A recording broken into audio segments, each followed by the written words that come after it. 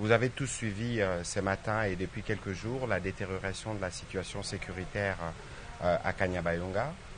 dans les territoires de Lubero, province du Nord Kivu.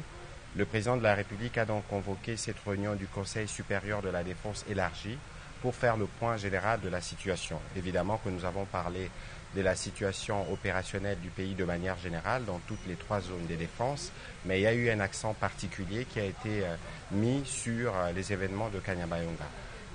Après près de 3 heures des discussions et un tour d'horizon avec les différentes autorités militaires, des perspectives et des mesures ont été proposées au président de la République pour que les forces armées de la République démocratique du Congo puissent très rapidement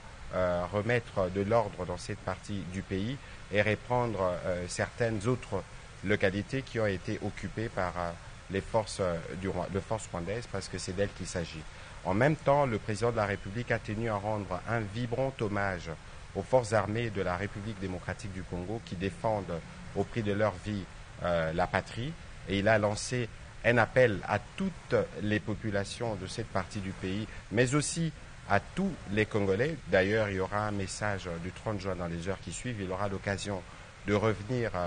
sur ce que nous tous, nous devons avoir comme attitude en ces moments pour nous assurer que partout où nous sommes, nous faisons d'abord preuve de solidarité pour toutes les populations et les compatriotes qui sont touchés directement par ces événements, mais aussi la nécessité pour nous de veiller à la préservation de la patrie. Il est donc important que dans ces contextes, que les Congolais se méfient de tout ce qu'ils lisent sur les réseaux sociaux